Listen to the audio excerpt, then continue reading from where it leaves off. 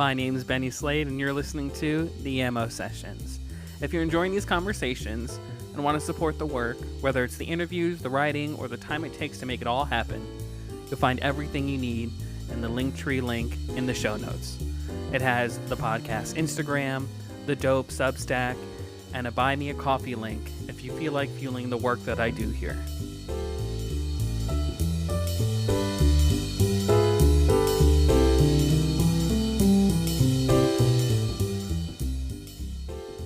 At 15, Rachel Wax learned her first card trick from her father, a doctor and hobbyist magician, which sparked a lifelong pursuit of misdirection and sharp timing. Originally from Chicago, she moved to New York to study fashion at FIT, but the magic scene pulled her in and never let go. She got her start demoing magic kits at FAO Schwartz and Toys R Us in New York City, eventually joining the Magnets, a close-up magic collective that helped refine her voice and style. Today, she's a standout in some of New York's most respected venues, Speakeasy Magic, Monday Night Magic, and even the Chicago Magic Lounge. Her work blends humor, storytelling, and sleight of hand, with the performer's instinct that keeps you hooked. It's fast, funny, and clever, exactly like her. This conversation had me laughing non-stop. Even off mic, it was just as good. Full of sharp insight, unfiltered stories, and one very special appearance from the infamous Kiwi. This is the Mo Session, and this is Rachel Wax and Kiwi.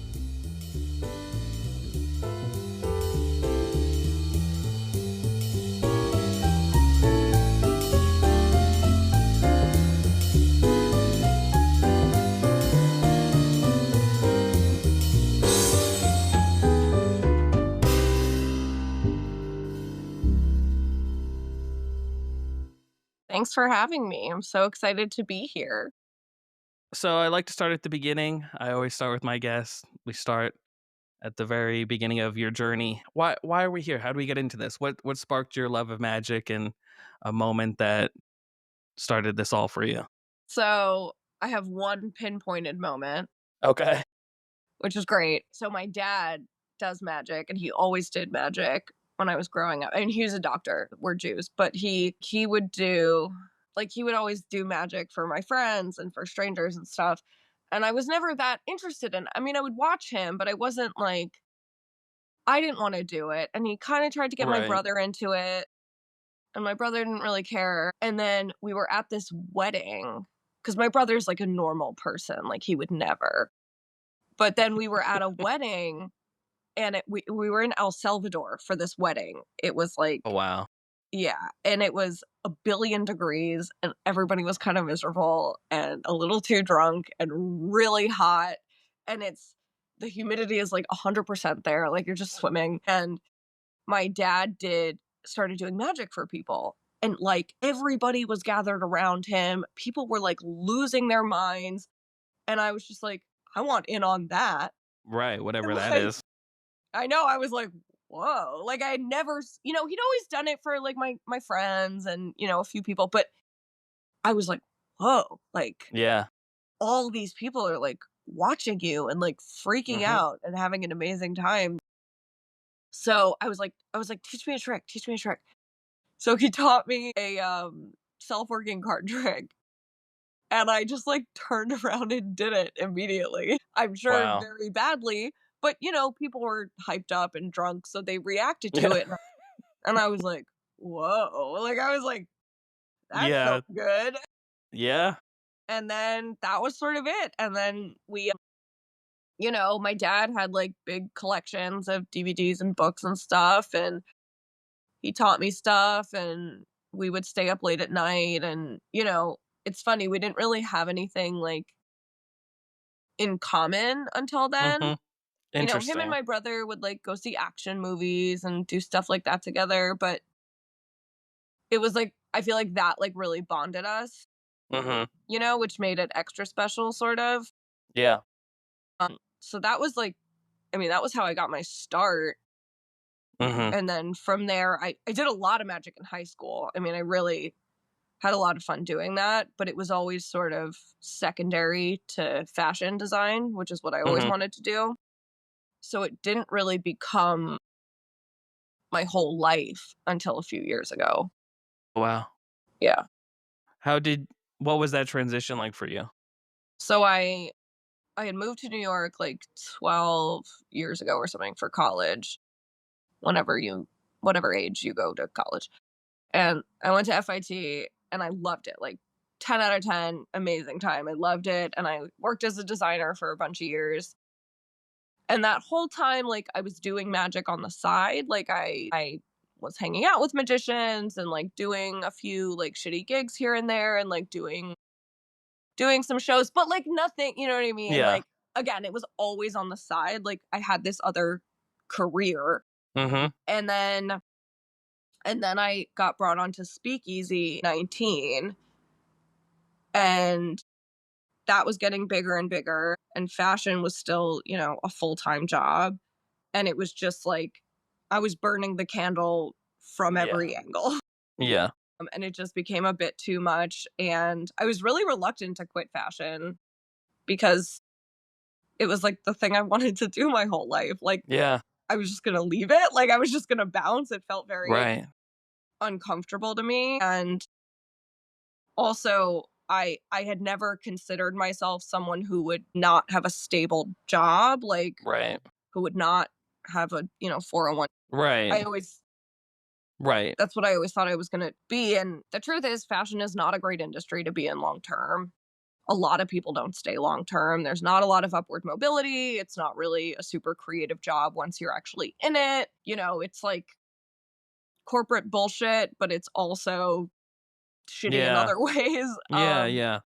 And I left, so I ended up leaving my company on really good terms. I actually ended up going back and doing a little bit of freelancing for them here and there, which sort of softened the blow for Mhm. me, made me feel still like connected to it. And yeah, I mean, I was able to sort of pivot all of my creative energy into magic, which was really great. I mean, it was the best decision I ever made, but Mm. Yeah. definitely one of the scariest. I mean, What was that moment for you where you're doing fashion and then you've been brought on to Speakeasy and you go, "This is different. This is gonna be part of my career in magic and it's gonna grow," and was there a moment like that for you at all or no? I think just Speakeasy was adding days to the I have to get my fucking doorbell. Give me 2 seconds. Sorry. No, you're good. Speakeasy was adding days to the week, and what I was basically doing was waking up at 8, going and doing my fashion job all day, which was not 0% stressful, and I always had a giant tote bag with me with, like, performing clothes and makeup and stuff, and then I would, like, do my makeup in a cab and go to a gig after and work until, sometimes midnight, sometimes 1, and then go home and then do it again. I was never home. My apartment was a mess. Like and what I realized was that I wasn't couple things. One, I didn't have the time to get better at magic. I Okay. didn't have the time to work on new stuff because my day Hmm. was full front to Yeah. back. Like there was no give there. Like I didn't Right. have time to work on anything. I didn't have time to write. I didn't have time to learn new stuff. And then also, I was really exhausted and burnt out. And you're not as good of a performer when you're burnt out. Like Yeah, I 100%. realized I was doing my sets and I could feel myself like desperately pulling myself out of like exhaustion Mhm. and you're just not as present and I was like I can't keep doing this. Yeah, that's interesting. It's like every performer you look at, let's use singers and rock stars and that whole kind of vision of wanting to be a star, and then you go down that path, and then you're performing, and then behind closed doors, you're sitting there like, "I'm fucking beat. Like, this is not." And yeah, I know people who are in different industries that they feel that way. And it's, for me, it's interesting because I struggle with Should this turn into a therapy session? I don't know. Yeah. Oh my god, are you kidding? um, I have my therapy session later today, so you can have yours right now. and I had mine yesterday, so Okay. Well, back to back is not a bad idea. right. So for me, I struggle with as a performer enjoying not so much as an ego way, but enjoying being in a social environment Mhm. to when I go home or even just socially aside from performing, going home and then getting ready to like decompress from the day, I struggle with the quietness. Yeah, dude. I have the TV on all day, every day, Yeah. or a podcast, or what are you gonna sit with your own thoughts? Yeah. That's Yeah. ridiculous. Yeah. 100%. It's this strange thing. It's a weird drop off too, because the adrenaline also Yeah. dips.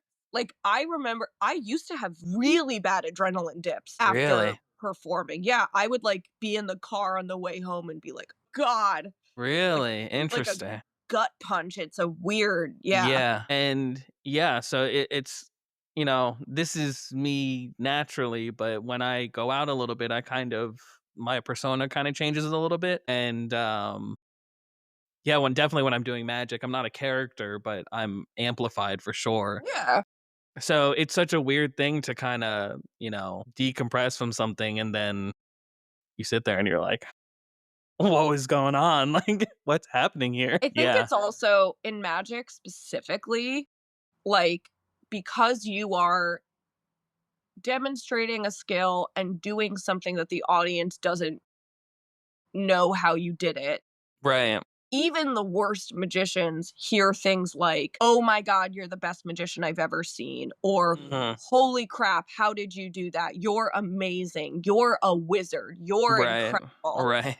And then you go like you feel like a superhero in those moments, and then Mhm. you're going home and you're just a person Right. who's doing your laundry and your dishes and stuff, Right. and I think that creates this, like, overinflated feeling Mm. when you're like, "Wow, like, I am a god." Mhm. Yeah, I think there's a lot of people who well, you're on a different level, but I think as that sort of grows more, I think people deal with it in their own ways, and some of them not the best. Like Robin Williams, for instance, did not deal well with the quiet. Yeah, And he's dead. yeah, He's well, in the yeah, most quiet now. He's in the forever quiet. yeah. I mean, I've heard stories from people who have encountered him and just seeing him backstage from being out there and doing his and Yeah. doing everything and then just sitting there and just being in the still he really had a problem with it because he couldn't. Yeah. So, Yeah. I mean, it's kudos to us for dealing with it the right way with therapy. yeah, Just kidding. and plenty Whoops, of should I cut medication. that? I don't know. No, why? Very pro therapy.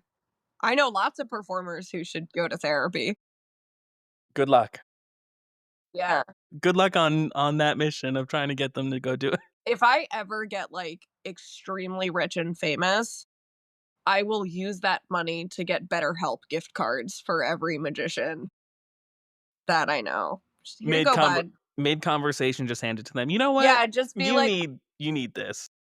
"This is for you. This covers your first 4 sessions." First 4 sessions, that's great. Yeah, I'm very generous. Yeah. I wish I had that. And if I'm ever mega rich, I'll be extra generous with my therapy payments. Oh, that's great. Man, I knew I was gonna laugh, but these are good laughs. You performed at different venues. So you performed at the Magic Castle, you performed at Chicago Magic Lounge. You're obviously a regular at Speakeasy. Do those spaces change your approach to your performances? Yeah, I would say so. I mean, places like the lounge and the castle, you're doing your show, like, people are Right. coming into the room to see you. Mhm. You're, like it's almost more pressure in a way than Speakeasy where this world has been created, you're in it, but and it's a different kind of pressure, which we can talk about, but, like, at the castle, people are lining up to watch you for 20 minutes Yeah. or whatever, 18 minutes or something. and they've gotten dressed up and they've, found someone to get them in and they've taken photos Yeah. and part of the step and repeat and they've Yeah. gotten a $20 cocktail and they've waited online and you're the whole Yeah. show. Like, you know what I mean? There's no 100%. you're bringing it. So that's very different as far as like tone setting and energy and all that stuff. And additionally, there's different rules at different venues about content, about swearing, that kind of thing. So adjustments have to be made there. At Speakeasy, there's not really any Yeah. rules. But In a basement, dimly lit. I don't think there's rules. we're pretty unleashed there. So I Incredible. definitely have to calibrate. I'm like, what do you mean I can't say fuck? I'm like, but I could say it like sometimes, right? And they're Right? like, no, you can't. And I'm like, what are you gonna do? Arrest me? It's like 25% of my show. Fuck. I'm like, ew. Yeah. Okay. Yeah, I definitely think it's funny. Someone told me they were like, you can't be as mean when you go to the castle, like your act. And I was like, we'll see about that. Yeah. Yeah. Because I have my thoughts about the castle and a Yeah. lot lately. Yeah. I've only done it once. Yeah. Do you feel like being in a position that you're kind of in this world, that kind of challenging that a little bit doesn't obviously I don't know if you care about that or not, but you're going to authentically be you when you're performing. Yeah. I mean, look, the truth is, obviously, if they say you really can't say fuck or whatever, I'll Right. not do that. Right, right. But I don't sand down. And I'm a very big believer in the idea that you're not going to be everyone's favorite and you Mhm. shouldn't be. Because if you are, you're vanilla ice cream. Yeah. You should be a lot of. I mean, you should want your audience to Yeah, predominantly 100%. be enjoying you. I'm not saying Yeah. screw people who don't like you, but if it's too edgy for a couple folks, then I'm not for them, and that's okay. Yeah. I think if you try to sand down and sand down and sand down, then where's your act? You know what I Yeah. mean? Like then you're not memorable. Yeah. So, I do sort of adjust and calibrate. And by the way, I had a great time at the castle. I did me. I didn't aside Yeah. from cutting down on some swearing, I didn't sand myself down. I had a good time. I think it was well received from at least from what I heard. And I really enjoyed it. And I also again, right, it's like Yeah. I'm not gonna come and be a nice lady. Right. I'm not gonna do Right. that for you. Like that's not Yeah. then don't book me is sort of my thought. When I Yeah. hear people say, oh, I want to book this person, but we gotta tell them to tone this down. And I'm like, don't book that person. Yeah. Book someone else. Like if that Yeah. it's not good for anybody. Yeah. I think that's really important as like from a performer standpoint, that understanding where your magic belongs, or even if you're doing stand-up comedy, where that belongs, because there Yeah. are different pockets of both industries that Amazing Jonathan is not going to go and do a set at, wherever that's really uptight and really, It's not. And I yeah. think that's important to know where you belong and not everyone does everything, Yeah, Like 100%. and that's okay. Do you feel like being a regular at Speakeasy Magic has allowed you to kind of not mold to Speakeasy Magic, but curate your magic differently to present it to the audiences there? Or Yeah, definitely. I mean, the magic that I do there is pretty specific to that room. Not exclusively. Like I Mhm. can do some of that, and Yeah. also my set has changed a lot. Every trick is different from when I Mhm. started there, which we can get into, but I think it definitely molds you to that room a bit.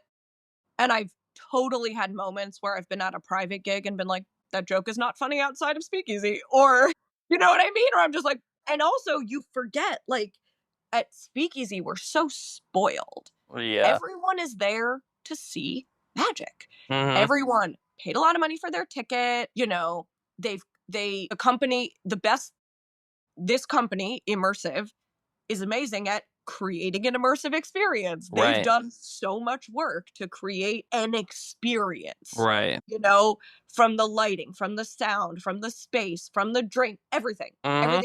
Everything has been thought of. So these people are like, let's go. Like Yeah. they are here for it. Yeah. And when you go to a corporate event, you're like a professional interrupter. You know, you're going up to people like, oh, hi. And they're like, and you're, so it's all like a weird calibration there. So Yeah. Speakeasy really lets us, but it lets us really dig into our characters and our personas, and what tricks we're deciding on are very specific Right. for that room. And it's, I think, you know, I don't know that anybody's set is the same as when they started. I think that's Yeah. very cool that we've, you know, there's a challenge there, especially because, and I'm sure you've heard Matt and Alex talk about this on the show, that there can't be overlap of tricks. Right.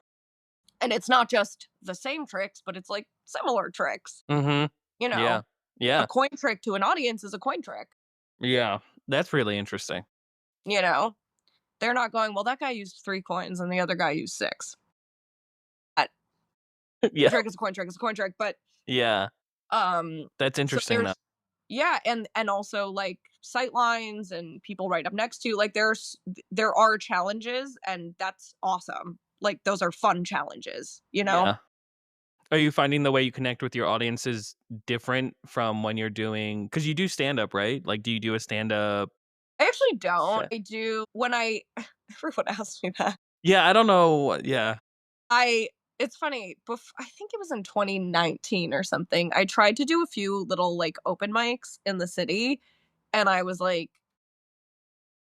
I just learned very quickly. I was like, this is really its own beast and its Yeah. own world. Maybe at some point I'll try to really like put the time and work into that. Mhm. But right now it's really just a part of my magic. And like when I work on stage, there is a lot of stand up woven into that. So I do enjoy like writing stand up Mhm. and sort of going into that vibe, but I don't really do exclusively stand up Right. at this juncture. Right. So, how do you do seated close up predominantly, or I mean, speakeasy is what I do most of the time. So that and you're is, seated? you're seated. Yeah. When I do private events, it's usually strolling, Mhm. you know, in shorter sets, obviously. And then I have like a stage act that I will do at, you know, that's what I did at the castle, Mhm. in the parlor room. That's what I do at the lounge. If I, you know, sometimes for corporate, like a lot of women's events, I'll do that. Yeah. You know, so I have that piece that I do it I work at the slipper room. So I get to sort of work those pieces out there. Cool. But Yeah, I yeah. think it's interesting. All of you guys kind of in the New York scene in that little pocket, you guys kind of all seem to Hmm. intermingle, and Yeah. that's cool. I hope it lasts for a very long time because I had my fun in New York, and there was not an exciting magic scene when I was there, and I told Alex and Matt this as well, that there wasn't anything exciting. Monday Night Magic was still going on, and And that was um it, right? Well, yeah. I mean, Steve Cohen has been around for a long time, but Yeah, but I'm not gonna pay, you yeah, know? right. Yeah, I Uh, mean, it's the Now I scene has would. Back really then I couldn't. exploded. Yeah. So do you know, or are you aware that you're part of this sort of resurgence in close-up magic? Yeah, I mean, not on purpose, but it Right, obviously, yeah. totally exploded, and it's great, I think. Yeah. I think it's really interesting because I talked about this during the pandemic, that I had a feeling that close-up magic was gonna have some sort of a pivot. We're already going in that direction, I think, anyways. Yeah. But I totally agree with that. I really think that COVID played a part in that need for that close-up interaction. Right, and if I we're gonna really do think it, then people let's crave it. fucking do it. Yeah, Totally. I yeah, really think people crave it. I mean, they're because it's not, you know, stage, you're sort of disconnected from the performer in a way, but close up, I mean, we're learning everyone's name, like we're learning your names, we're making eye contact with you, like we're interacting Yeah. with you. And I really do think that people are still craving that, especially because even though, we're not like in the thick of COVID anymore, people are still working remotely a Mhm. lot. Which is very isolating. Yeah. I worked remotely in fashion for a bit, and you're so alone. Mhm. Even having meetings over Zoom is not the same as having a meeting in person, and I think Right. people are really craving that connection. Yeah. It's interesting. I had a friend of mine go see David Blaine and in Las Vegas, and he knew his specials. He had seen him on TV, just like a non-magic person is aware of David Blaine. So he went to go see David Blaine in Las Vegas, and his biggest thing about it was it's really fascinating to see on display David Blaine's greatest hits of Mhm. endurance and all that stuff. But he bought the ticket where David comes and he does magic for you before or after the Okay, show. cool. And he said that was worth the price of the experience because you're I believe that. seeing it up close. Totally. And people even, people say, but it was right there, or it was in my hand, Right. or I was watching the whole time. Right. Even though in some ways certain misdirection is actually easier up close than on stage, Right. 100%. to them it feels like, how could they be hiding anything? It's right here. And I think that's awesome. It amplifies things. Yeah. I thought that was fascinating. I'm like, but you That's interesting. for me it's like you're going to see David Blaine, like. So, but I get that though, because I think for him, there was that, like you said, there was that disconnect of like, okay, we're up really high up on this thing and now he's falling onto the boxes. Great. But what was the point? Like, what? Right. I've And heard the show is very cool. I haven't gotten the chance to see it. But right, when you're in the audience, like you're not as part of the show as an right, audience as you right. are in an up close setting. That's just my opinion. Yeah. I thought it was interesting because I would have been fully immersed in the whole thing, like, you know, Totally. into everything that he's doing. So I do think that it's interesting to be around audiences that are really hungry for close up magic. Hungry is probably not a great way to describe that, but I guess Oh hungry. yeah, I think that's Are they do they want to see more? Like when you're done performing and they're like, is there any more magic left? Like, is there totally. I think, really? when I am at my last table of the night before I do my closer, I always build it up and I say, this is your last trick of the evening, so savor it. And you see people go like, wait, what? Because I think the way that our show is paced, it goes by quickly. When you're sitting and you're watching an hour-long show, you're there for Right. but because of the clip of the show and the way it's paced out, I think it goes by quickly. And also, and this is what I love, sometimes people hang out at the bar after, and I love asking people like, how'd you hear about the show? Yeah. And more often than not, the answer is, this is a repeat. They've come before, now they're coming again. They brought a different group of people. I came Mhm. with my parents, I had to bring my office, or I came with Right. my friends, I had to bring my partner. And that's great because that means that that person was like, "Oh my god, I have to see more of what I just saw." And Right. the other thing that I love is someone goes, "Oh, I saw a really great magic show and I said I need more magic. I saw Mm. Steve Cohen or I saw Aussie Wind or I saw Dan White and I needed more magic." And I think that's wonderful because that Mhm. tells me that we're all these different shows are kind of supporting each other, Right. and we're all creating this buzz in Mhm. the city of magic, and we're kind of creating magic fans, which is Mhm. very cool. People Yeah. go, "Oh my god, I need more." Yeah. And that's so great, and that shows us that we're doing a good job, that those other shows are Yeah. doing a good job, you know what I mean? Yeah. And I think 100%. it's good for the community, it's good for the industry, and Yeah. yeah. It's very strange being for me, a non-professional, always a conjurer. So it's one of those things where it's like my family is fully aware and I have friends who are fully aware that I do magic. I don't perform very much for them per se, Right. but when I do perform, they are absolutely fascinated Whereas even 5 years ago, I would do something and they'd be like, "Okay, that's cool, whatever." Right, but But there's just more of, like, yeah, a craving for it. and quality magic as well, you know? Yeah, I mean, that's the other thing is, bad magic shows are bad for magic Mhm. because then people go, "Yeah, I don't like magic." 100%. No one goes to a bad concert and goes, "I guess I don't like music." You know what I mean? Yeah. But I talked to parents at my son's school and, "Oh, what do you do?" And I'm like, "Well, this will be interesting how they react." And I'm like, "Oh, well, I'm a barber, I'm a podcast host, and I'm also a magician." And they go, "Really? That's yeah, right. interesting." Totally, and sometimes we get and this I love too, is sometimes people come to speakeasy and they're like, "Oh my god, I had to drag my husband, he didn't think magic was for adults," and I was like, "No, you gotta see this show," and I think that's so cool because I feel like all of these shows collectively are changing the public perception of magic. 100%. When I tell people I'm a magician, they'll go, "Oh my god, have you seen Dan White?" Or, "Oh my Mhm. god, have you been to speakeasy?" And I'm like, "Bitch, that's my house." Right. But I love that when I tell people that and they go, "Oh my god, have you seen Steve Cohen?" Because that to me tells me that Yeah. the public perception is changing. I had, a family member go to 69 Atlantic, and they said the same thing. They were like, "Do you" Oh, it's so dreamy there. Yeah, they were like, "Are you aware that it's like a magic shop without tricks?" And I was like, "Yeah, I mean, I it's art of play, so I can only imagine how Right. wondrous the Oh, entire."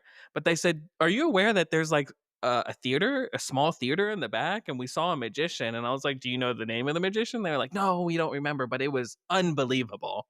And I was yeah, like, "Interesting. You don't know the name of the magician, it's but you crazy. remember." You bought a ticket, Yeah. but it's real they've created something really special there. I mean, it's so intimate Mhm. and they're bringing in I'm going to see Rob Zabrecky tonight there. I'm so excited. Nice. Yeah, Nice. it'll What's be my interest 3rd time. Really? Did you went the first time he was there? Oh, no, my 3rd time at the space. I saw Williamson, which was, like, just Amazing. 100 out of 100. He's my number 1 up at the top. Yeah. And I saw Andre there. Nice. I don't know Mhm. how to say his last name, but love him dearly, and I really wanted to see his full hour, and it was totally awesome. Awesome. Yeah, I either could be ahead of the curve, behind the curve, or there is no curve because there's nothing like that. We have one guy who does a show here in Atlanta but there's nothing else. And we have Kyle Littleton here who's doing Oh, amazing right, things. he lives there. I totally forgot about that. Yeah, Yeah, he's great. yeah, he's doing awesome things in this very quirky, very him art space that's tucked Mm, downstairs in the basement. cool. Yeah. Um, so shout out to Kyle Littleton. I don't think he knew I was gonna do that, but Hi, um Kyle. yeah, it's one of those things where but that's very him. So that's like his pocket of stand-up comedy and magic and doing that. But there's no speakeasy or 69 Atlantic Right. here. Or even, I mean, Nashville has the House of Cards House and which Chicago. is 2.5 hours from us. Okay, so not too far. And then, Chicago has the Lounge and Yeah. the Rhapsody, and yeah. Growing up in Chicago, was magic was it prevalent? Was it alive there at the time when you were in Chicago or not so much?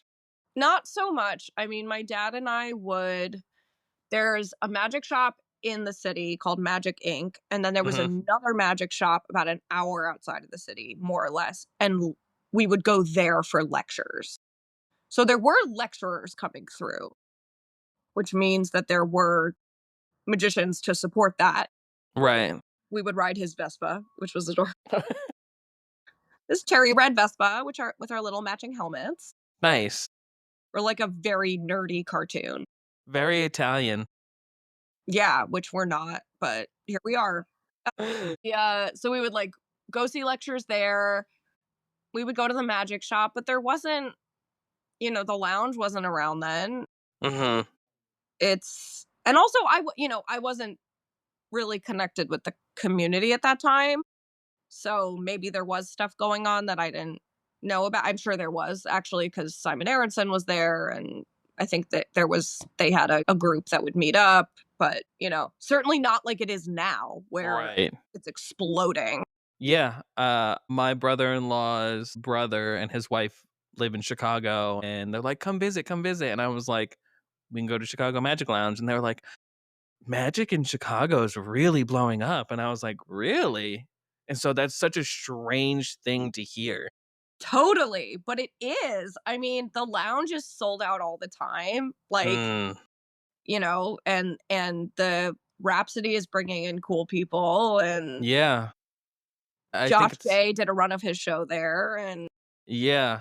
I didn't realize the Rhapsody was in Chicago. yeah, Nice. No, I definitely, it's strange to, I had my time in New York. I had family that was very active there, and it's so crazy to be like, New York was not the place for magic, and then now it is. I think it's incredible. I think it's great. yeah, And Chicago as well. And it's almost like Las Vegas has, in my opinion, clearly dwindled down as being the capital of magic, because I think once everybody that was on the stage starts to dwindle down a little bit and everything, it kind of, I don't know, it's very strange because my dad was like, yeah, so Magic's not big in Las Vegas. Like Copperfield's still there. I was like, yeah, but Copperfield is what it is, you know? He's there performing. I was like, but there's no innovation. And I could be wrong there, but yeah. there's I mean, there's definitely some cool. I just think it's very different the style there, yeah. obviously. But like Colin Cloud has his new show there, and Matt Franco, and like there are some young folks who have some very cool shows that are up there. So I don't Yeah. know if I would say it may not be as strong as it used to be there. I do Right. think it is still very prevalent, but it's so different. Like there's not Yeah. close up there the same way. Yeah, It's yeah. not really intimate. It's big Las Vegas Mhm. production value. Yeah, yeah. That's interesting. Do you feel like because it's such a male dominated industry that you had a hard time breaking into it, or So we're going to go down that rabbit hole? let's go down the rabbit hole. Okay. If you're not interested, turn off the podcast now. Whoa, whoa, whoa. Whoa, whoa, whoa, whoa, whoa. Don't actually. And by the way, if you're inclined to turn it off now, maybe you need to stay on. Right. Exactly. Maybe you're the one who 100%. needs to listen. So it's interesting. I'll tell you about my first magic convention because I think that was sort of indicative of Okay. the Yeah. overall experience. My dad took me to Magic Live in Las Vegas. I think I was 17, and it's my first ever magic convention, and it was my first time engaging with the community outside of those like really small lectures. And it was like the most adrenaline and excitement filled week ever. I mean, I remember I didn't stop smiling the whole time. Like my face hurt from smiling Right. because I was meeting all these people who I'd seen on DVDs and in Right. books, and I was like, to me, everyone was a celebrity. Like, 100. I mean, genuinely, I was like blown away.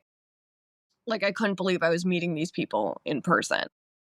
And at the time, I was also, 17 is a funny age when you're sort of becoming an adult.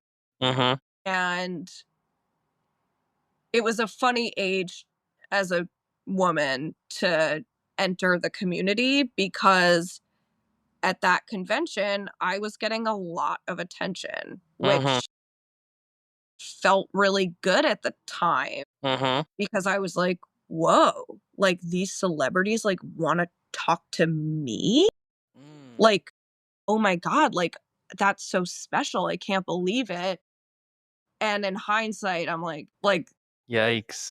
it's Yeah. not, I was getting attention for the wrong reason. And at the Mhm. time, it felt really like cool because I was like, "Oh my God, like, I can't believe that person, like, Right. noticed me and would talk to me," and it's because I was a blonde 17-year-old. I mean, it's not, Wow. Yeah. but I also remember, like, I had an experience at another convention where I remember there were a couple guys sitting around, and I said, "Can I show you a trick and maybe get some feedback?" and I did the trick, and all they said was, "Well, I don't know, we've never seen a girl do a double lift before." And Holy shit. I was like, "Awesome, dude." You know, and the other thing is, like, people would just say, like, the nastiest shit to me you've ever heard. I Right. mean, whispering in my ear and Which is touching me, crazy. like, it's not crazy, it's normal. But It's the in way my things world it is, are. because I have a 15-year-old, daughter who Not bring her to a magic convention. right, like, for me, it's like spidey senses go up immediately, like, it's Oh like, my god, of "Holy shit." course. Pockets of folks, including Speakeasy, where, people will, help Yeah. me and whatever. Yeah, I mean, I guess the bigger concern in my eyes is when you're performing for men who can be aggressive or realize you are just a woman, fuck the magic, and they start talking to you a certain way. What does that look like So, that exiting that situation? You know what I mean? Like yeah, yeah, it's I mean, crazy. right. Other magicians are one thing because also, like, you're in this very weird position where it's like, well, what can you say? Because then people are gonna think of you as like an uptight bitch and Yeah. not cool and not what it's really Mhm. a poor position. And also, like, it's the same as being a woman anywhere. Like, if you Right. dress too sexy, people are gonna think that's all you've got to offer, even if you're doing great magic. And if you don't dress sexy, you're booked less and you're less interesting, and you really can't win. There is no winning. And the other thing that, and this is something that I weighs very heavily on me, is that, like, I'm not allowed to get old. Mm. That's not really like, Interesting. Yeah. women are not given grace when they age or gain weight the same Yeah. way men are. No one is like, men people call a silver fox or Right. daddy, or, like you look so good with your gray hair. Like, Who are these women? Where right. who are these women that are You know what I mean? But like, it's the way, women often date older. Like, there's, you know what I mean? Yeah. No, The 100%. standards are so different. Like, and I look at female comedians, I look at comedy, and I think that's really a good mirror in that, look at all of the female comedians who are very famous right now. Yeah. Nikki Glazer, Eliza Schlesinger, Ali Wong, Yeah. like, all of these women look fucking incredible. Right. Whitney Cummings, all these women are like 40 in the best shape of their lives because they have to be, Mhm. have had some work done, no shade, but Yeah. like, because they have to. Right. And like, Yeah. being fuckable doesn't make you more funny, but it does make you more bookable. Right. I think, Interesting. like, Tom Segura isn't, you know what I Can mean, Tom Segura. getting Botox, and you know what I mean? Yeah. Like, I think that's sort of a good mirror, and that's how I feel in magic. I sort of feel like I'm not really allowed to, because I look at the women who get booked and the women who don't, and that's awful. Like, that's not a good, it's just a sort of an extra weight on my shoulders in a way that sucks. Yeah. I That think how I that's look. heavy. Yeah, and I think a lot of women in a lot of industries feel that, and But and you I were on the hear, cover of Genie, right? I was on the cover of So Genie. there's that. There's that, which is I mean, cool. But I hear what I think, because I'm around men all the time, and I'm not talking about like anyone in particular, but like, I hear how people talk yeah. about women, it's not, and that all weighs on me. I'm like, oh, cool, remind me not to get old or fat. Like, it's, That's so crazy. I don't you know, know, maybe I'm just not part of those conversations. I just respect the hell out of women because of my experiences in life, so my opinion on it's totally different. I actually don't tolerate it at all, being disrespectful to anybody, but more so disrespectful to like women in general, like yeah, it's just, it very can be hard to be taken defensive. seriously. And I also, by the way, I hear how some women talk about each other But that's because Yeah, well, and the other thing, and this is, and we can talk about Mystify, which was so incredible, this convention that Leah Orleans Yeah. put together, but something that Joan Decor brought up, and I realized I had experienced it, but had never talked about it with anybody, which is the effect of men saying to you, "You're the only good one. Hmm. You're the only good female magician," or "You're the best female magician," or and it's like, it puts other women down, and it's Doing like, the same thing. "No, I'm good outside of that." Yeah. And what happens, and this is why tokenism is not great, is that it pits women against each other in a way. It creates jealousy, it creates cattiness, because you feel like there can only be one. Meanwhile, there's plenty of work. Like, it's not, Yeah. there can only be Yeah. one woman on the show, or there can, it's like, that shouldn't be true, and it's not really true. Um, so I think all of that kind of weighs on me a bit, It's um, interesting. and sort of takes up some of my emotional bandwidth. Yeah. I think it's interesting a man's perspective. No, I think it's interesting because in my world, in my cosmos of things, it's the industry as a whole. The industry was never set out specifically for male or female. Same thing with comedy. It just existed. Mhm. But men in the industry have trailblazed both industries. And it's one of those things where when there's a pivotal moment of growth and change, I think there's just so many people who are like, women in comedy, women as a magician, that it's like Yeah. so.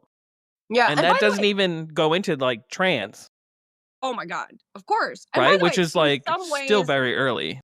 in some ways, it's totally a leg up. Like, in some Yeah. ways, you get, because there's fewer of us, there are more eyes on you, there is more attention on you. Sometimes you get opportunities that you wouldn't otherwise get. So there are definitely, like, let's not pretend that doesn't exist, because Right. and by the way, and I have strong feelings about that too, in that, like, first of all, I'm not turning down work. Like, if somebody was like, we're booking you because we need a woman, I'm not saying, no, I'm taking a stand. Like, great, I'll Right. do the show. But I want to make sure that nobody leaves that show saying, oh, and they got a woman. I want them to leave that show going, oh, she was so good, or she was so funny, or Right. whatever. I don't want that to be the reason I was booked, and to stay the reason I was booked. That's Right. important to me. The other thing is, sometimes, like, even at Speakeasy, sometimes if people have lower expectations of you, it's kind of fun to get to knock those expectations Right. down and do some hard-hitting magic Right. that feels good too. So there are Yeah. definitely some positives. I don't want to say that it's all bad or anything. And the people that I've surrounded myself with, there's a group called the Magnets that I hang out with, and Speakeasy, they've all been incredibly supportive. And I appreciate that. An example I always give is that I think one of the reasons it's hard to get feedback, it's hard to get notes as a woman in particular, is sometimes people think, oh, that's good enough for a girl, or they want to sleep with you, so they don't want to give you harsh feedback or whatever. Yeah. But a great example is, one time Mark Calabrese was like walking by a table I was doing, and he was like, we need to fix your closer. And, like, great. Mhm. And then we sat down and we fixed it and we made Yeah. it better. And, like, that's what everybody needs and want. You know what I mean? 100%. That's what you need to get better. And I love that at Speakeasy, I can go, I'm working on this move. How do I do it better? And Right. Alex will go, actually, I have a better move for you. Or Mark will go, or Matt will get, you know what I mean? Everybody will Right. go, ooh, actually, what about this? And that's, like, I feel so privileged to get to Right. work with those people. And, like, I'm sort of the newest in the room, because I had worked in I wasn't serious about magic in the way that I am now, until much later than all these guys. And I think of that as sort of a privilege, that Yeah. I like that, I'm excited that there's so much more for me to learn, and that I can learn from these folks. And even, I added a drink production into my act at the beginning, and, like, that was a team effort, Mhm. like, a I sort of 100%. came in with a thought, And then Alex went, well, what about this? And then Mark went, well, what Mhm. about this? And Prakash was, oh, you should add this to it. You know what I mean? Like it gets Yeah. to be, You're and then collaborating.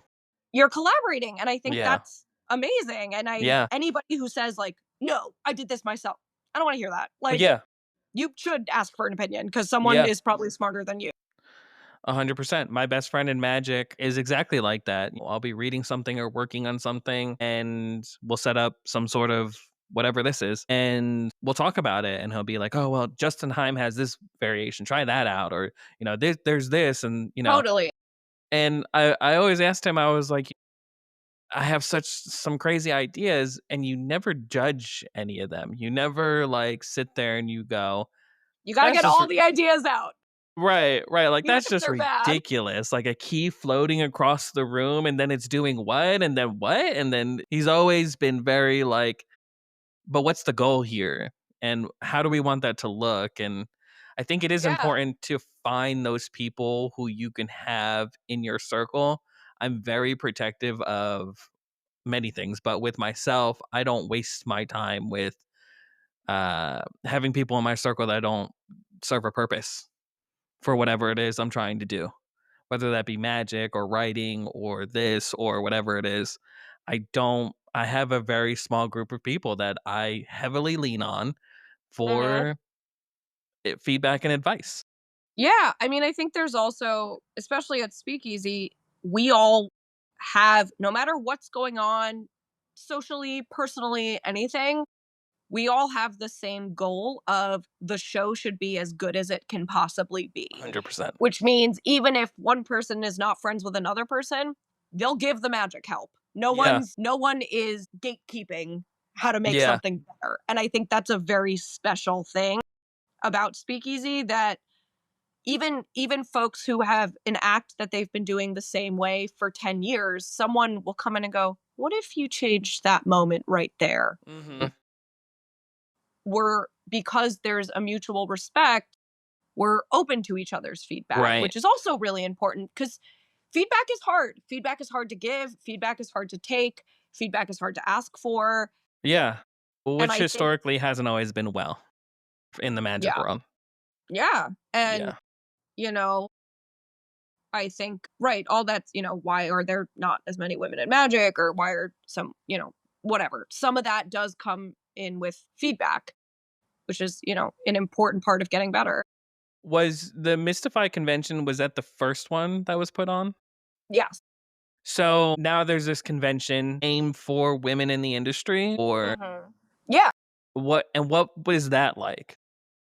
It was amazing. It was incredible. On the very base level, it was run extremely well. Fabulous tech team. Everything started on time. Everything ended on time. There were a good number of activities. It wasn't overstuffed, but also there wasn't like weird dead time.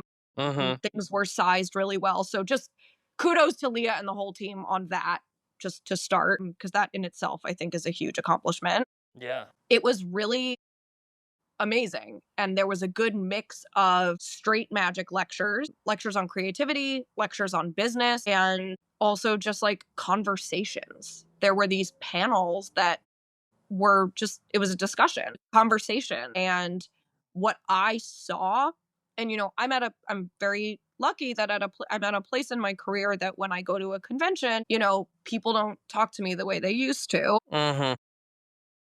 which is feels like a weird superpower in a way. Yeah.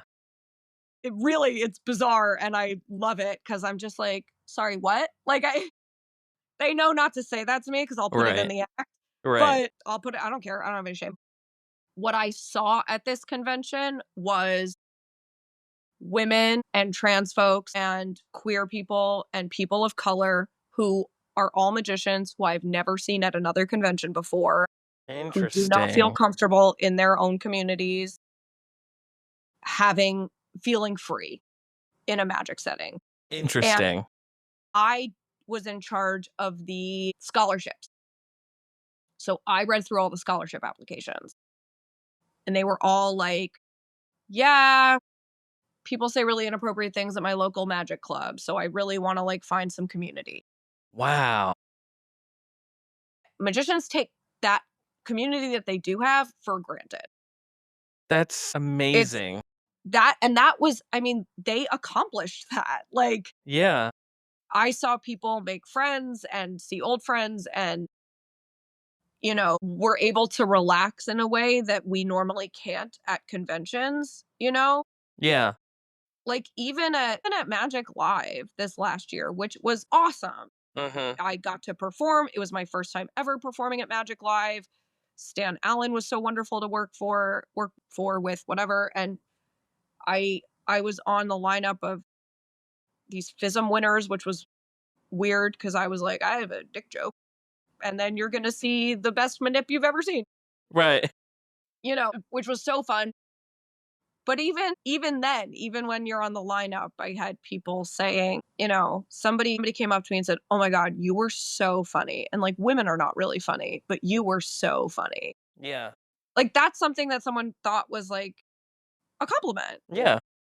And like, what a weird way to shit on all women, but tell me I'm the good one. Like, that's horrible. What do you mean?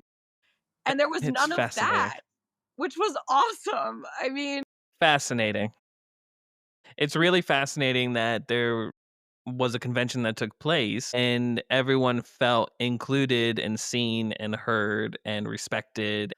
It's almost like that part in The Wizard of Oz where she's like, everybody can come back out, the witch is gone. And everyone's like yeah, peeking around and, the it munchkins are totally felt like that. interesting. That's very interesting. Another thing that it did, which was great, is, representation does matter.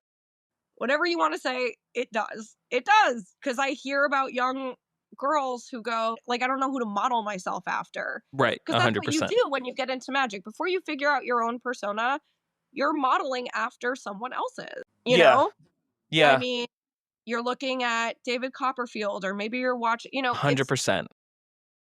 and I feel like conventions are a great place to sort of see different types of magic showcase, Mhm. and but they're never women. And it's Yeah. harder to sort of model yourself when you're a young person after men. I mean, it is. It's Yeah. harder, and then it creates more of a learning curve. I mean, I spent years telling jokes that were weird coming out of my mouth. Yeah. Um, you know what I mean? Go ahead. Do you feel like across your journey, like looking back on, like, no, nothing negative toward your dad, but like realizing like your dad is a man and he's teaching you magic, and then we're watching videos and they're all men, and like, did it strike you early on that you're like, why the fuck isn't there any You women? know, I think it I think it affected me less when it was just me and my dad, because it was such a safe, comfy, happy thing. It was like me and my dad, Right. and we were like bonding over this, A and I hundred was, percent. it almost didn't matter then. Mm-hmm. It was more when I got into the community and the way people spoke to me and the way people looked at me, and I would go with the magnets to a convention, and people would go, "Whose wife are you?" Like, Wow. that's the assumption, is like, "Oh, who dragged you here?" And I'm like, "Me, I dragged me here." Yeah. And it's really disheartening, and it can be really, it's very demeaning, and it's very condescending, and so when it was just me and my dad, I think it was so wholesome that it like didn't matter really. Yeah. And also, I was in high school, and I was doing magic in high school for my friends, and nobody in my high school like knew about magic or was familiar with the magic scene.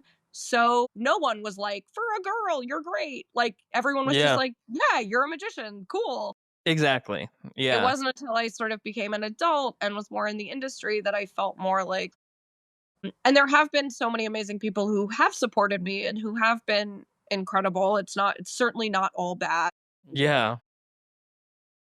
but it definitely, yeah, Yeah. I just it wasn't raised mattered. that way. Like, I don't know. It's such a That's a whole other podcast and topic, but I think I wasn't raised that way. So like, the fact that I didn't meet a magician until I had to be like late teens, maybe even early 20s. I never talked to another magician, like, Yeah.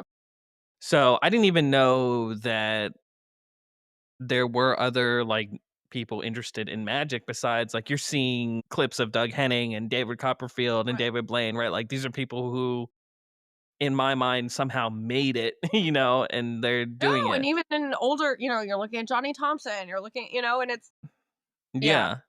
So I don't I never really thought about race or like there was a line drawn in the sand that said this has to be a male dominated industry.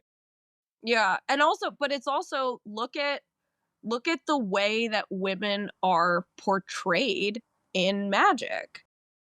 Oh, that's interesting too. The Ass- assistant. I mean, Yeah. assistants, first of all, are doing a lot of the work. But also, but besides that, it's like, look at this hot piece of ass I have. Like that's, they're scantily clad, and it's that's how women are portrayed. It's sexy, it's hot. And even Yeah. look at those illusions. It's like I'm stabbing this woman or I'm cutting this woman Right. apart or I'm Right. like that's the Interesting. premise of all of those illusions.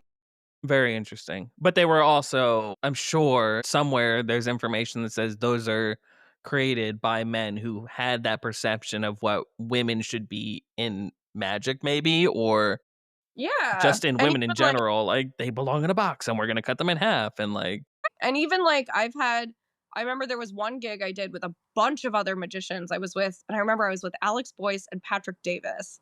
So they heard it happen. There were a few other magicians too. It was like some big corporate thing. And I wore like a suit, like black pants and I always wear a blazer. power suit. And yeah, cuz I'm a bad bitch. But and by the way, there's nothing wrong if you want to wear a sparkly dress or something more feminine, and sometimes I do. There's less pockets, like whatever. Yeah. Also, I like blazers. I like the look. I like the way I feel in them. That's what I prefer. And I Super remember the cool. booker was like, "Oh, is that what you're wearing?" And I was like, Shit. "Yeah, what's the problem?" Like, Shit. what's the problem? Like they have certain expectations, and it is, by the way, it is tough to figure out what to wear as a woman. Like, Really? yeah. I've Interesting. had other women ask me for advice about, where do I shop? What do I do? Like, Yeah, I find that with my wife a lot. Like I'm kind of the style fashion forward person in the house, mhm, like buying the latest this or whatever. yeah, right.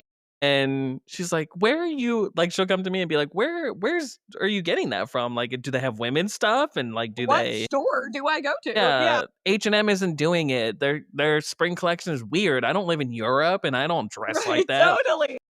So she's like, "What do you think? Should I go here and shop or should I go here?" And she literally like we're redoing her closet right now and she's we call it runway night where she just puts on all these clothes and That's the cutest thing I've ever heard in my entire life. I'm sorry, that's adorable. thank I'm you. so happy for Thank you. you guys. And so she'll sit there and to be completely honest and very frank, she's not interested in the babe, you look so sexy, you look so Right, good. She's interested in does this look good, yes or no? Like right. It's does yeah, just say it. Just say it. It's right. fine. And Totally. she actually appreciates that 30 times over more than me being like, outfit looks good, that blazer and, suit pant looks great or whatever. Even to the point of where like her suits that she does have, I did menswear, but not like Elliot Terrell has done where it's on a whole different level. I've done menswear, but I'm always like, I don't know, the shoulders are a little bit, and we need to go to the tailor. We got to go to the tailor, and Yeah, then like I'll just, yeah. and she's like, it looks great. So I totally understand that. I totally get how Totally. And it's like when I've had a few podcasts, people because I used to I used to be a designer. So people will ask, right, and when it comes to men, they're what do I wear? Get a suit. Like right. if you want to do something more interesting, that's fine. Figure out what works for you. But like a well-fitting suit should be the default. And is the default. And I will say the men at Speakeasy dress so well. Oh A yeah, lot of them get their suits custom made. They all go to the same 100%. guy. Yeah, They look so sharp. it's amazing. But as a what like and I actually sometimes take for granted that I don't have that much trouble figuring out what to wear because I worked in fashion, maybe like that I always sort of knew what I wanted to look like, knew the style. But even then, I remember I was working. There was a show called Taste of Magic, which was put on by the Magnets Mm-hmm. for a long time, and it was like a dinner theater show, and it was great. It was really built to like give flight time to young magicians, and it's sort of where I originally started to cut my teeth. But I remember I was like wearing these kind of sexy dresses, and my friend Eli was like, "Hey, I just want you to know, like, you're allowed to wear anything you want, but like, you should think about if this actually fits your persona." Yeah. And that was like, right, Yeah. you know? Yeah. Interesting. And I see female magicians who dress sexy, and I can tell that it's what they want, and they look awesome, and they have confidence, and I'm like, yes, like if that is what's true to you, like that's amazing. Do you look hot, get it. Yeah. But sometimes I feel like women dress sexy because they feel like they have to. Mm, And that you feel sucks. uncomfortable and you feel like, Yeah. That's so crazy. I don't know. I'm not in yeah, that environment. Yeah, from a very young age. I mean, my uncle was gay. So it's like from a young age, immediately right out the gate, it's like, your uncle's gay. And it's like, so what does that look like? And then, yeah, just being around different people. And totally. I I don't, think, yeah, I it's so mean, crazy to me yeah, that there's experiences like that, though. yeah. And they're pretty, I mean, amongst women, they're pretty universal. It's very, Yeah. yeah. I've And had I still, experiences like that as a Hispanic. sure, Like, of course. yeah, just being number one, understanding that the industry, it's the same. It's just, it's not the same thing, but it's parallel to the point of where I'm watching videos and I'm like, that guy's not Hispanic. Like, that's a white guy. All right. That's also a white guy. And we'll watch this video. Oh, another white guy, and it's like, Totally. there's nobody. And then you Who get a looks like, little, yeah. And then you get like Rocco, who's Italian, and that's right. interesting. And then, yeah. Sure. And Rocco is Rocco. I mean, right, yeah, Rocco's Rocco. So Rocco's doing Rocco. yeah, Yeah, so it's one of those things where it's like, yeah, there was nobody that looked like me, so it's totally. great. And even like, I mean, pockets are even though I wear jackets and Yeah, sometimes suit pants, the pocket situation is not the same. interesting. Like at all. I often will cut out the pockets of my jackets and install bigger pockets because they're Wow. like this. They're like this high Yeah. Huh. and they're dainty. Boop, boop, boop. They're, That's so crazy. they're just for keeping your hopes and dreams. Like there's no, Yeah. So, like, I at need to hide a Mystify, drink. are you guys talking about this stuff, like, at Mystify? Like, I would love to be a fly on the wall at. Totally. Absolutely. And I have had like I also do like I work at Tannen's camp and I've had girls be like, "What do I wear?" And I'm like, "I'm gonna send you some links. You're gonna buy them. You're gonna look great." Like Yeah, 100%. I Do which is great you because I want a young generation of women to dress exactly like me. So let's go. I'm you're so gonna be here the for that. example. There's this one young woman, Isha, who's so awesome, and she was like, "Yeah, at the castle, someone was like, 'Oh, you dress like Rachel Wax,' and I was like, 'She dressed me.' I was like, 'Yeah, Who are you wearing? Rachel Wax. and you look great.'" That's pretty awesome. That's awesome. It's funny how a lot of people looking for inspiration can really just kinda, like, plug and play. There was a kid that I was mentoring who's out of magic now, and I would show him things, and he would pick up on it really quickly, which is a whole other conversation about how quickly the younger magicians are, Oh my god. but Yeah. watching his hands and the way he, like, would shuffle and everything, I'm like, "Holy shit, it looks just like," you're copying me, right, as the example. Totally. It's funny how they absorb it, and, yeah, it's definitely something to be proud of for sure. Yeah, and it's like I think it's, again, there's nothing wrong with all these male men. Obviously, if you're a woman, you're not like, I'm not watching Johnny Thompson because I thought, you should learn from all these people. These are all, you should read Vernon, you should do that. But That was a good Vernon impression, by the way. was it? Okay. By the way, I was watching God. I It's was all in the watching magic wand. It's all the way well, I was working on the linking rings the past couple months. Yeah, I just never the linking rings is funny. I never really was interested in it. it's not for I me. you know what? I didn't think it was for me. I'm kind of having fun. playing with it, but I was watching Vernon on the, World's Greatest video, and it's, Hmm. I mean, Yeah. he's really old in the video, and he's Right. like, and it's And this one fucking passes through this one, and this one but you does know this. what? It is like the best. It Right. is like one of the best versions. So here we are. Um, yeah, which is just My yeah. my favorite Vernon is Revelations DVDs, just grumpy, not wanting to really. Totally. That's not how you do it. That's not how Ah, you da, do da. it. Right, and right, and he's like, no, that's what I said. This is Yeah, it, that's But not you how. know what? That's where the cups and balls. That's all. Yeah. At, Revert back.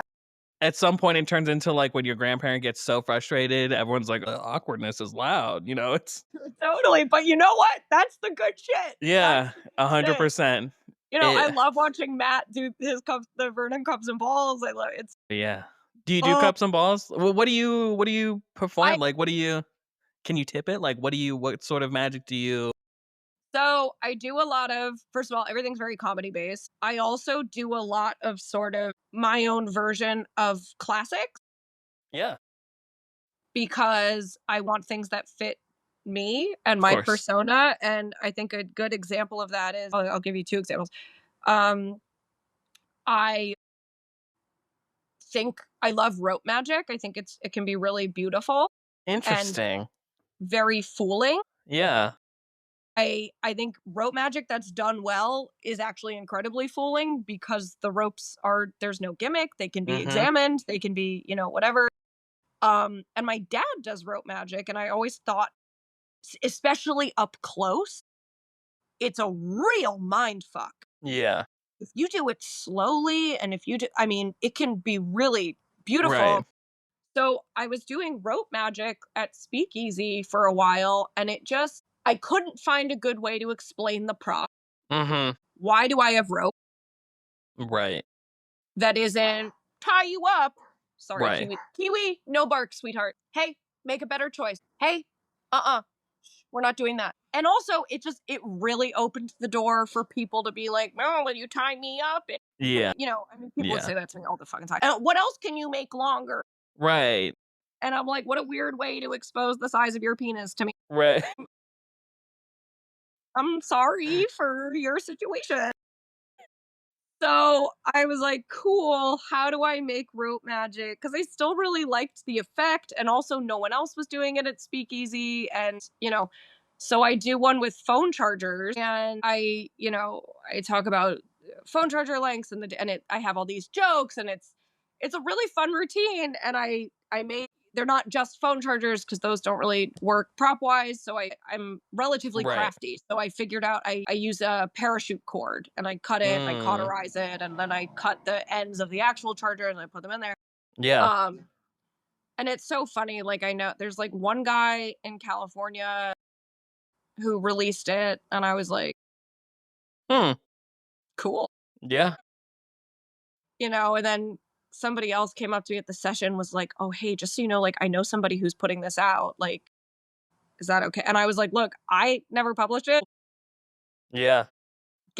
Go make your $100. Like, rock Yeah, on, sure. whatever. Was that your Yeah, first time at the session? How was that? I loved it. It's in the UK. Yeah, it's in London. So, Have you first time in been? London? No, not my first time in London. Okay. No, I haven't been to the session. I do have a couple people who sent me different videos and notes and things from there that were interesting. But you talked about mind mapping and magic, Yes. right? So it's a book. It's a little booklet. Okay. It's a booklet. Booklet. Tell me all It's a about little it. booklet. So they had asked me to Josh was like, can you do a show and do you have a lecture? And I was like, I don't have a lecture. Mhm. And then he was like, okay, here's what we're going to do. We're going to give you like an hour slot. And what I did was I did a show and then I did a mini lecture. And I was like, what am I going to lecture on? Because I don't invent methods really. Like, I don't have tricks to put out. Mhm.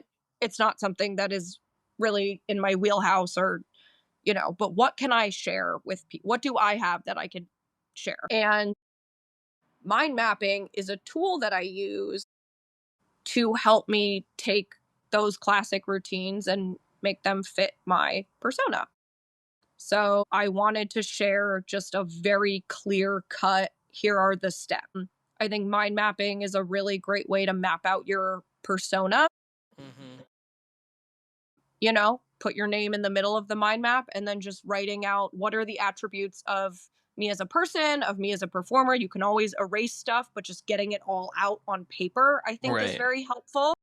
And sort of letting that persona map be your roadmap when you're choosing magic. Would this person do that trick? Right. Would this person use that prop? Right. And for example, I do a chop cup routine, but it's not a classic chop cup. The premise is that I'm in a coffee shop and I have my headphones and I have a coffee cup and there's like a whole story that goes Mm-hmm. into it, and I use a balled up napkin as the ball, and then there's a coffee load at the end. And that all started as I knew I wanted to do a liquid load for like Interesting. a chop cup. I had seen David Regal at a lecture 10 years ago, I mean a long time Yeah. ago, do the thing with the mugs and the marshmallows, and there was hot chocolate at the end. And I was like, that's the most magical thing I've ever seen in my life. I want to do I just think it's so magical. Liquid Yeah. is magic. It's magic because Yeah. where could you have been hiding it? Where, Yeah. it's loose. Yeah. It's on the loose. Yeah. So I started with that, and I put a very clear thing in the booklet, which is like, okay, let's say we put in the middle chop cup with liquid load. So what are some different types of cups? Right. There's solo cups, there's wine glasses, Mm-hmm. there's cocktail glasses, there's coffee cups, there's teacups. And what are some items that could be the ball in those situations? Maybe you do a chop cup that's solo cups with beer pong balls and beer. Maybe you do, use the maraschino cherry as the ball and use like Yeah. it's just a way to like put those thoughts Yeah. Yeah. down and try to generate more. And I often do mind mapping with a friend, to bounce ideas and to sort of not get stuck in a rut mentally. So I think some people found it helpful, and that's all I really wanted. Is for, Yeah. you know, Do you believe in creative blocks, like in terms of like setting a block of time to be creative and do these things? Or is it just about showing up and doing the work? Or I think it really depends on your life and your lifestyle and what time you have to devote to it. yeah. I do think it's good to set aside time. I think it's good to set aside time to like put your phone down, not have any distractions. I like to go to a coffee shop, honestly, because if I'm home, I'm like, oh, I should clean that, or oh, that reminds me, I have to buy groceries, or, it's Yeah, just too yeah. distracting to be at home, I think. Right. And also just, set, I think setting realistic goals is really important because if you Mhm. say, you're, I'm a huge procrastinator, and like, I'm totally that person who's like, I will work for 3 hours tomorrow and no, you won't. Set aside 20 minutes. Start Right. there. Like, Right. start small, start easy. Achievable. Achievable goals. Yeah. Also, oh, now the pug is here. Hello. Here she is. Hi, Kiwi. Kiwi, say hi, baby. Hello. Kiwi performed at Mystify. Oh yeah? And how'd she do? She did great. She came out of a cage And looked around. and said, Mama, Yeah. are you yawning? That's rude. That's rude. 3 She was, yawns in a row. I know. Well, she has a very hard life. How long have you had Kiwi? I've had Kiwi. Oh, That's big a stretch. stretches. I've had Kiwi since she was 9 weeks old, Wow. and she's almost 3. Aw. I have a golden doodle, and the kids named her Binks Luigi. My son wanted Luigi, and my daughter wanted Binks That's after the really cat from cute. Hocus Pocus. Oh, that's so cute. So I'm like, you have a cat's name, but your dog. You know what? Whatever. She loves it. She just You looked at had me. kids. That's on you. You Yeah. can't have kids and a dog and not expect the kids to name the dog. That's not. I wouldn't get them a cat. That was the whole I'm not Why? I'm not a Cats big are cat so. person. I don't know. Not really either, but there's so little work. I mean, Yeah. it's as opposed to a dog. I wouldn't get them a Ju- cat, but I'd get them a dog. What do you Right. That's true. I've always said that you don't own a cat owns you and it does its own That's thing. And true, yes. Yes, that's right. I live in Frosty's apartment. right. It's their world, not yours. Yeah, but guess which one racks up a bigger vet bill? Mm, good point. All right. We're The getting rid of you. designer That's dog? it. Get out. That's funny. Yeah, Yeah. you cut out. Yeah, oh, okay, it's back. Are you there? It Yeah, yeah, says, yeah, what yeah. does this say? It says, you're the, what should I do? It says it stopped recording on your end. I don't know. Whatever. We'll just keep going. Okay. How are you Is on it still time? recording now? Yeah. Okay. I Yeah. have, like, 45. Okay. Um, let's see. What Sorry, I else? lost my train of thought before. I was distracted No, by you're my daughter. fine. By cute animals. By my daughter? Yeah. Baby daughter. Yeah, by the way, Exactly. if you buy the mind mapping thing on Vanishing, Yeah. all the money goes to Kiwi. So just if anybody is listening and they're like, how do I give Kiwi money? Buy the mind mapping lecture because it goes Nice. straight to her new prescription dog food. She gets itchy sometimes. So we're trying a different Yeah, food. that's the whole thing with her is like she's itching and runny eyes and she's looking at me in typical dog eyes and like I'm a doodle. I'm high maintenance and I'm figure high out what's going on maintenance. with me. I know. Right.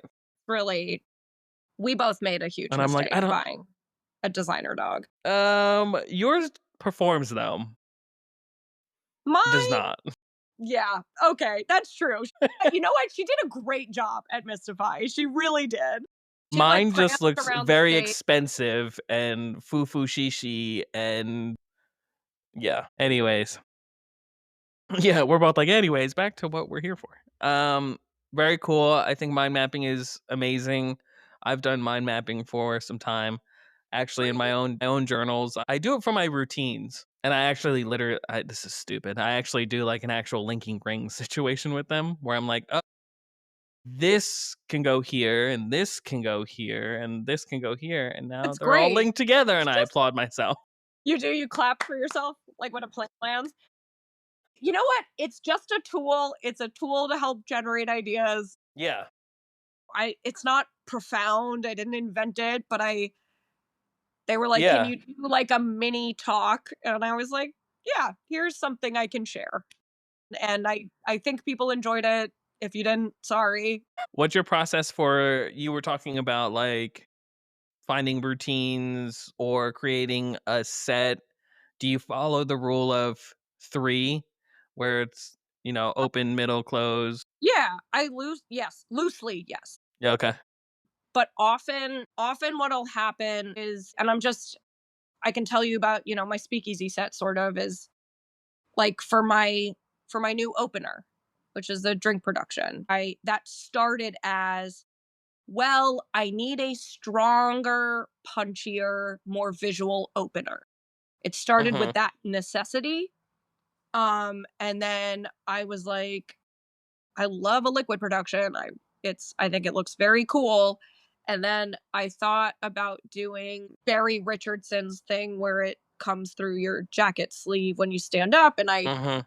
And then I think it was Alex Boyce who was like, I've seen that play okay. Mhm. And then Mark was like, what about Leonard Green's beer glass production, Mm.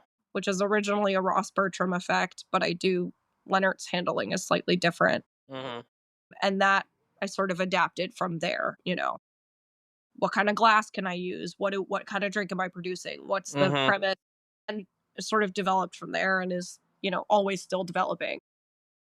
Sometimes it comes from need, sometimes it comes from inspired by something. Yeah. Do you feel like there's a lot of pressure when you're performing in such an intimate setting? Not Totally. just as a performer in general. Yeah. I think you want to give them your best and you want to amaze them and entertain them and Yeah. they are giving you their time and money. Yeah. So I think, You gotta, yeah. giving them what you've got is important. And speakeasy something that's, you're following some of the best magicians in the country. So Yeah. You gotta hold your 100%. own, which is awesome. I love that pressure. Yeah. That pressure is awesome. Because when Yeah. I'm going to a table that just saw Prakash, my sleight of hand skill is not gonna be what he just did, but what Right. else can I bring, you know? Right. 100%. What does it feel like to kind of be part of an industry where it's not just like regular people talking about it, like there's famous writers and directors and celebrities and like Who they're are into all that. into magic, dragged to see magic, came with a group of friends to see magic and they're like, "Hey, I'm a director. I don't really like magic, but that was amazing. That was It's incredible." cool. Yeah, Yeah. I mean, we get a lot of cool people at Speakeasy, and I know at the castle, there's always lots of, celebrities and stuff, and I'm sure at the lounge too, and some of the other venues. It's very, it's cool. I don't really get nervous in front of celebrities. I'm more nervous in front of like other magicians. Really? Oh my god, are you kidding me? When I did my first convention, it was Magi Fest. That wasn't my very first convention, but it was in person and there were like a Yeah. lot. I was maybe the most nervous I've ever been. Wow. Shaking. I think I had a shot of bourbon before just to like equalize. Like I really was like I was so nervous. Like cuz That's so celebrities are just funny. rich people, you know what I Yeah, mean? yeah, yeah, yeah. But I want the respect of my peers. Yeah, I that's care interesting. about that, and I also care about because at a convention, I'm often the only woman on the lineup, there's a lot of pressure there. Yeah. If you're a guy on the lineup and you're pretty mediocre, you will be just forgotten about. Everyone remembers when the woman was bad. Right. Interesting.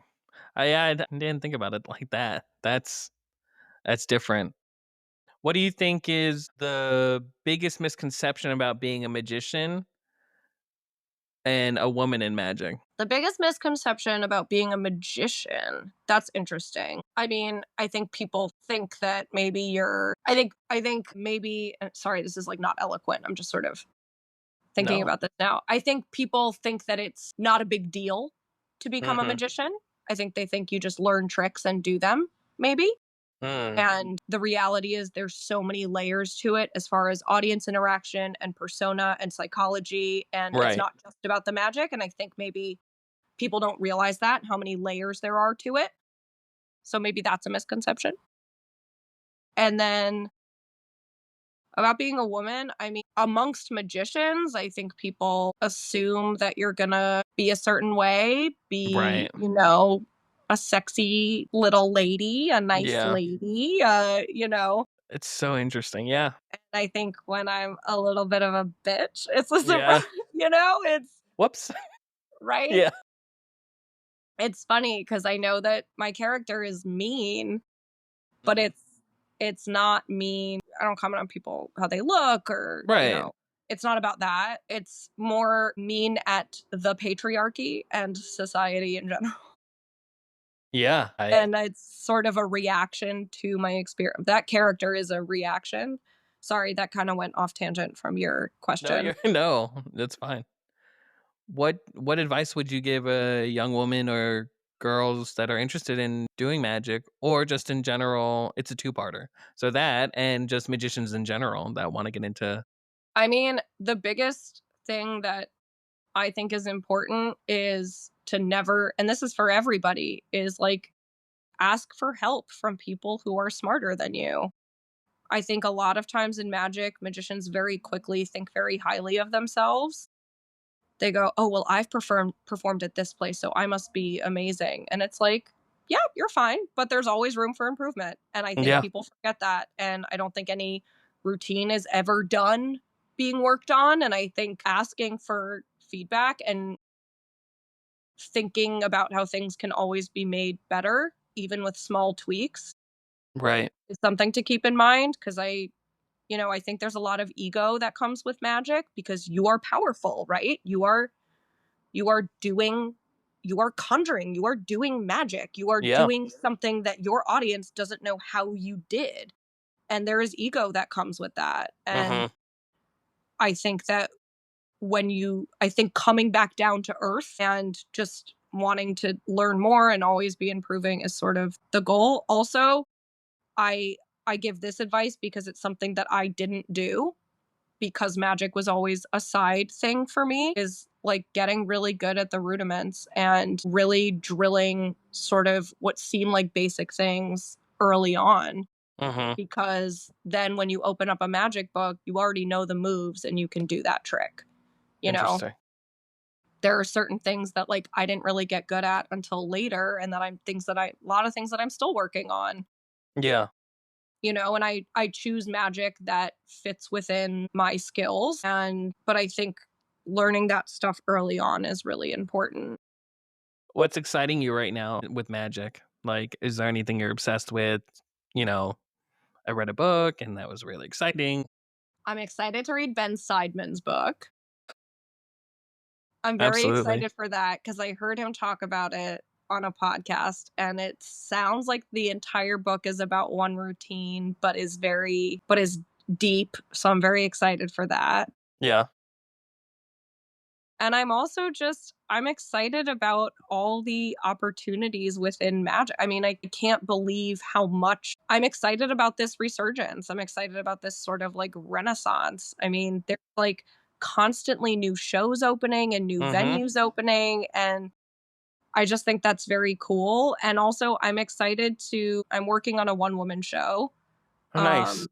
I'm working with a theater and a director, and I'm so excited to be exploring the world of theater in magic, Mm. because Mm-hmm. you look at Del Gaudio, and it's a very different world. Yeah. And I just saw Vinnie DePonto's show, and that was really incredible and very much a theater show that was Mm-hmm. also a magic show, and there are so many intricacies there that I'm learning about. Mm-hmm. And that is just, it's very fun to be in uncharted territory. Yeah. Storytelling on a stage and being the host of the whole thing and Yeah, and yeah, doing bringing more. people along. Totally, and, like, doing a lot more, like, writing, and Mm. yeah, Yeah. I feel very excited about that, That's very cool. to dive into that world. And then wrapping up the last couple questions I have for you, what's something about being a magician that no one ever asked you, but they wish they did or you did?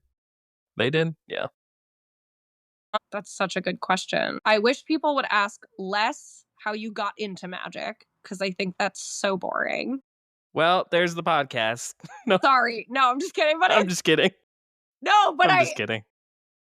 I think I really enjoy, and it doesn't happen a lot, but right when people ask, like, what are your favorite parts about being a magician? What are your, like, Mm, I like when people ask, those sort of more specific questions, and it happens very rarely, but I think those are sort of interesting questions. And yeah. Yeah. I think you definitely explained or shared with us some of your favorite parts and definitely the parts that are a little more tumultuous and rocky and everything. But what is your favorite part about being a magician? I love when people feel like they're escaping their normal lives. Mm, Like, and you've given them that, which is mm, so cool. Like, when people say, I was having a really tough time and this totally like cheered me up. This totally took me out of it. Like, when you're bringing them into this world and you're making them laugh, and you're, fooling them, and you're giving them wonder, bringing them out of reality and into this space feels like that is a huge privilege. Is sort of giving them a moment of not thinking about work, not thinking about mm-hmm. issues at home, not thinking about emails or social media or anything about, It's powerful. really, like, and I think movies do that. I think, Mm-hmm. you know, watching a powerful play does that. Mm-hmm. Music can do that, but magic, I think, because watching magic takes up so much of your brain power, Yeah. because you're brain is trying to understand what it's seeing, that it Mhm. really removes you from your everyday life, and I think that's really special.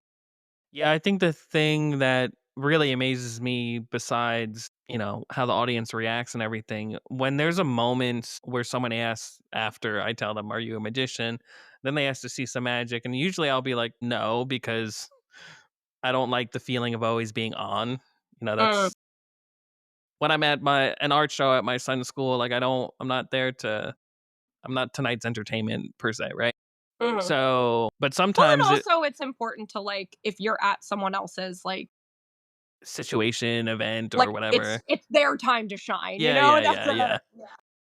Which is also something another topic for another time is just how interesting it is how you could be in a room full of very interesting people and then, "Oh, and I'm a magician." And then everyone's like, "Oh, you're a magician." Like, it's totally like an attention and you're pull. like, "But they're a Pulitzer winner. I don't understand." Sorry about that. And if they ask me enough times, I'll be like, "Okay."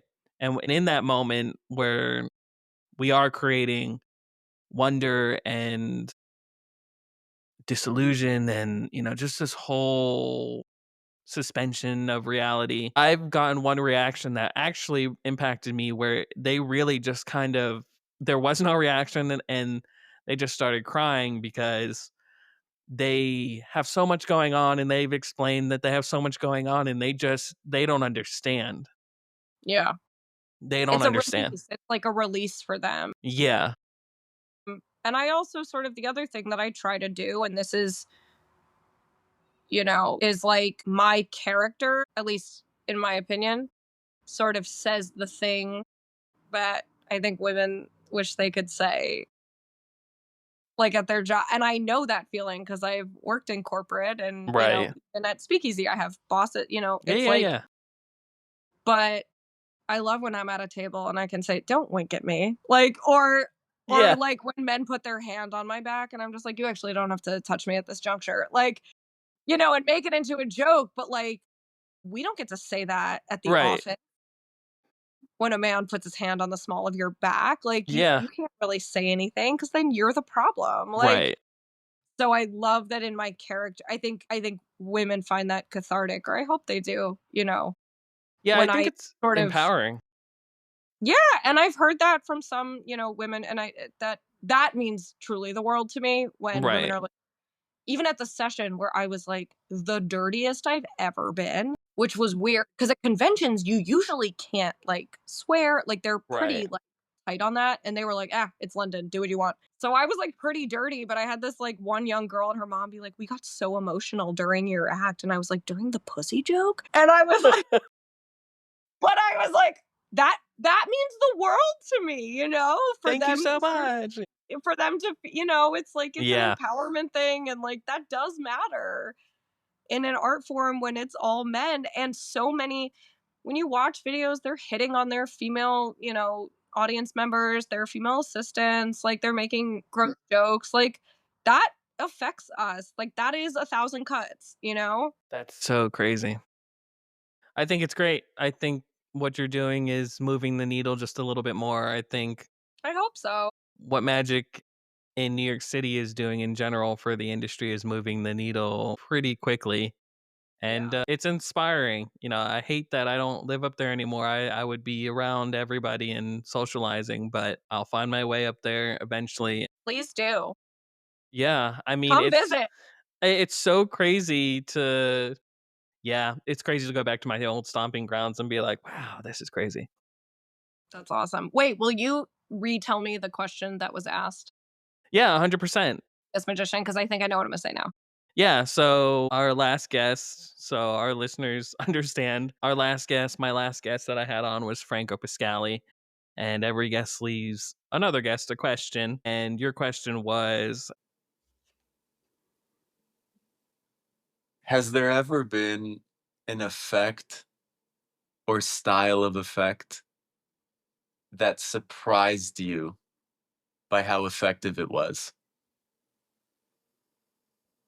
And Why do you think that is? I am going to say the linking rings, but specifically when Noah Levine performs them. He does it in his show, and he also does it at Speakeasy. And I've never really enjoyed watching the linking rings. I've seen the linking rings on stage a million times. I always found them to be kind of clunky, and I have found them to be a bit somehow deeply unmysterious, you know? And Noah does it beautifully and with a little bit of a wink, and it feels smooth and special, and I watch people absolutely lose their minds at this crazy classic trick that like comes in kids magic kits sometimes. And I watching him blow people away with a trick that most people are like whatever, Yeah. it showed me how much you can bring a trick like that to life and to present day. You know, he's doing it in a way that feels modern and special and not hacky, and that was very cool to watch Yeah. and surprised me. Yeah, I think that's, Noah and I'm working on stuff, and he was very kind enough to be like, hey, if you need some insider thoughts or whatever, send it my way. And I was working on the linking rings, and he had sent me all the references and his thoughts, and, and I came to the conclusion that the linking rings is just not something for me. It's not in my repertoire. Which is totally valid. Yeah, and I think it's a good point to touch on that not every single magic trick or effect is going to be for everybody. And a lot of Totally. magicians, I think, misunderstand that. Yes, I totally think that, but I also think that doesn't make them not worth learning. Correct. You know, I've Yeah. sort of been working on Vernon's Cups and Balls, and, Matt helped me with it. And is it something that'll ever be in my act? Maybe not. Maybe Yeah. not in that classic way, but there's something to learn from it. There's so much timing in there, there's misdirection in there, there's so much in there, and I think the same goes for the linking rings. I've been working on it. Whether or not it stays, we'll see, but I am enjoying the practice of it. And I think that's important. I also think there's so much phone magic now, there's so much app magic now, and it's all very cool, but I do think it's good to go back to basic. I think as a conjurer, wizard, magician, it's part of the journey, whether you're going to perform it or not. What you do privately in practice is definitely, I mean, my medicine bag is filled with, doctor bag is filled with stuff that I don't perform, but it always comes with me in case I need to pull it out, and, that sort of thing. It's good to have the different tools and different things. Yeah. Well, thank you for coming on and chatting with me. Thank you for having me. Being a part of this podcast, and it was fun. It was fun to dick around for 2 hours. Yeah, exactly. Thank you.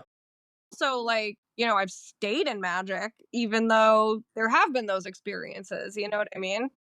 So I think it's important. Which counts more. Yeah, right. It's like the reason women don't get into magic isn't that interesting. Magic kits are marketed towards boys. There, we did it. Like, it's... Yeah. I used to sell them in Toys R Us. Boys are buying them. I saw it firsthand. It's a pretty easy question to answer. Yeah. It's more the question of like staying in magic, leaving magic, the opportunities that are given to us sometimes that we're not ready for. Right. Which is like, I also think there's on the horizon, I think where it's going is where there's going to be just not gender neutral per se, but there's going to be kind of like how you go about magic is just not specific to a gender. Yeah, that would be great. I think magic is really behind. As an industry, absolutely. Yeah. Like, you have Kiwi. I have Kiwi. Kiwi and I are very close. People are like, that's Rachel's mental illness. You just have to let her just be weird about her dog. Yeah, 100%. I have no chill about it. I don't care. And you know who else doesn't have chill about it? David Williamson. He's a big pug. I brought Kiwi to his show at 69 Atlantic. Did they let you bring the dog? He requested it.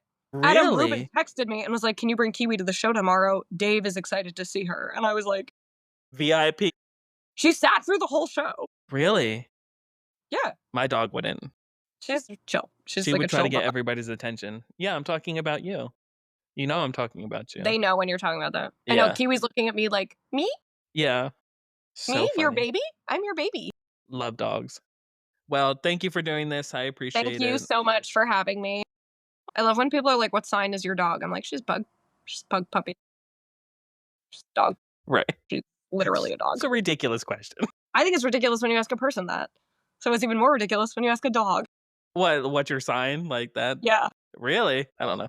My wife does it all the time. She's like, what's your sign? Like in groups of friends, what's your sign? And I'm like, can we not? What's your sign? Unless you're about to pull out tarot cards and start doing 100%. When are you going to do your Netflix special? I need you to have a Netflix special. I want a Netflix. I'm surprised nobody's approached you and said, we want to Really? Yeah. No. Really? I don't know. Yeah. I am funny. There is Do you that. want to? Do you want to go in that direction of kind of like maybe Like just stand up, no magic? No, like you're doing your one woman show, so it's like Yeah, we'll see. Maybe. and someone swoops in, Netflix swoops in and is like, this is great for a special. Let's do this. I think I'd be down for that. Yeah. Fame is scary because people are so creepy. Right. That's also like true. even like low level fame is like very Yeah, a lot of influencers are having a problem with it. yeah, like that. Like I don't have a lot of Instagram followers, so I don't have to deal with that. But great, cool. You want to say goodbye to Kiwi? Bye, Kiwi. Kiwi. She's tired.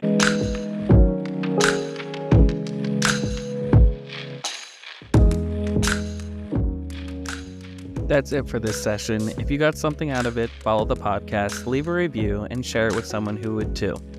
It might not seem like much, but every follow and review helps the MO sessions get discovered by more people who dig these conversations. For more of my writing, magic, stories, thoughts, and everything in between, check out The Dope on Substack. You can keep up with the MO sessions on Instagram at mosessionpod, and if you want to follow everything else I'm working on, I'm at 1BennyEDALS. Thanks for listening, and I'll see you in the next session.